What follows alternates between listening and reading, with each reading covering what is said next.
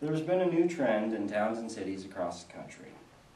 Traffic cameras have been installed to monitor vehicles approaching red lights in the name of traffic safety. People on the pro side of the traffic camera argument will tell you that traffic cameras are installed only in the name of safety. They will tell you that if you're doing nothing wrong, you have nothing to worry about. The traffic cameras are not installed for financial gain at all. They're only installed to prevent accidents and to save lives. Is this true? A report from CBSNews.com reports that 1 out of every 5 Americans lives in a community that pays a for-profit company to install and operate traffic cameras. Most people, I would guess, didn't know that traffic cameras were ran and maintained by outside sources. The report goes on to say that as many as 700 communities, with a combined total of more than 60 million people, outsource their street and highway camera systems.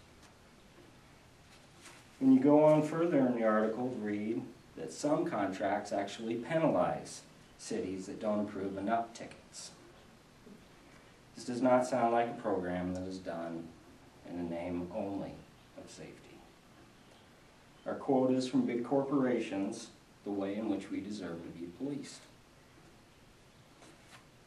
The report actually goes on to say that in some cases, traffic cameras can cause more accidents at certain intersections from drivers who get caught in the middle of a yellow and slam on their brakes as it's turning red so they won't incur a ticket. In some cities, the cases of rear-end collisions have gone up at these same intersections due to this new problem. CBSNews.com also reports from David Kelly, the president of the Safer Roads Coalition, that vendors don't create the traffic violations that the motorists do.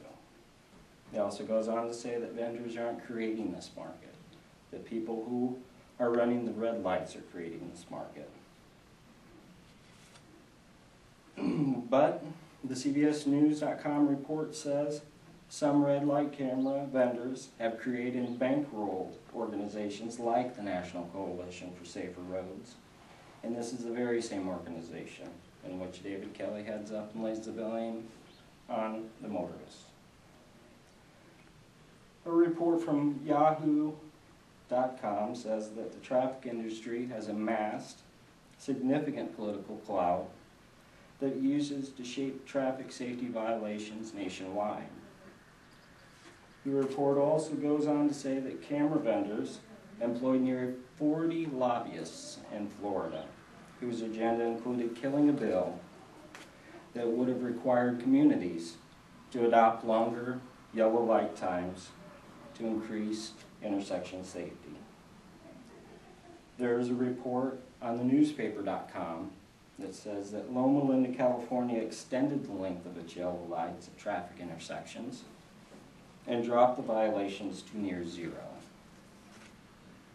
When the city council tried to put a stop to the red light traffic cameras, the company who owns and operates the cameras, Redflex Traffic Systems, said that they could not eliminate traffic cameras unless they paid an early termination fee of $534,558.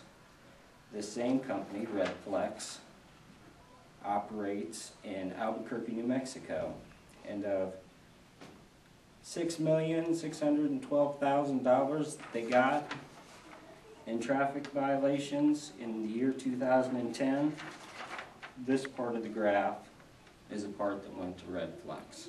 The rest is what went to the city. And that is 56% of the income. At this, the council had no other recourse but to take no action and leave the cameras in place. It sounds as if private citizens aren't the only ones who should have done more work.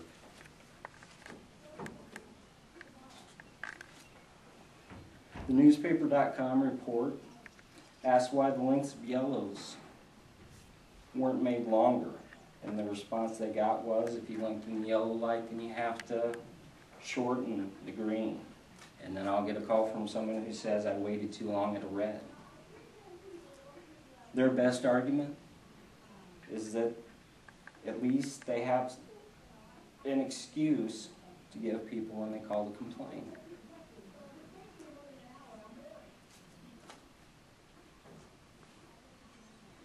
It seems that a little bit of research and fact-finding would have helped the problem without installing expensive cameras and being tied to outsourced businesses. If you still think that it isn't money motivated, listen to the next report and judge for yourself.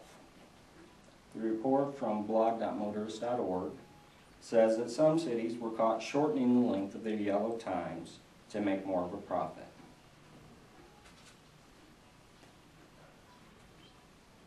The blog.motorist.org report says that some local governments have ignored the safety benefits of increasing yellow lights and decided to install red light cameras, shorten the yellow times, and collect more profits. In the following, I will cite some occurrences from the blog.motorist.org article of a few cities that have been caught in this practice. The first city in question is Chattanooga, Tennessee. The city of Chattanooga was forced to refund $8,800 in red light camera tickets issued to motorists trapped by an illegally shortened yellow light. Lasercraft, the private vendor who runs the camera program, in return for a cut of profits, provided the judge with a database that asserted that the yellow light was 3.8 seconds long. The judge checked out the intersection for himself and found it to only be 3 seconds long, a time that is in fact illegally short. The next city up is Dallas, Texas. An investigation found that of 10 cameras that issued the greatest number of tickets, 7 were located at intersections where the yellow duration is shorter than the bare minimum recommended by the Texas Department of Transportation. A total of 21 camera intersections in Dallas had yellow lights times below the Texas Department of Transportation's minimum recommended amount.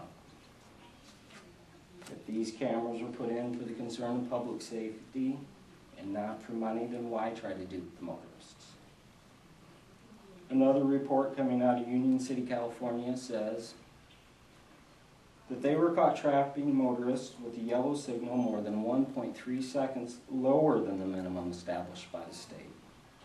As a result, the city was forced to refund more than $1 million worth of red light camera fines.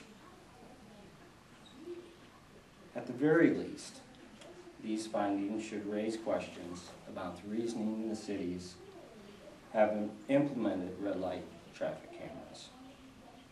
Money for the city at the citizens' expense seems to be a big factor in the decision, a factor they don't talk much about in council meetings.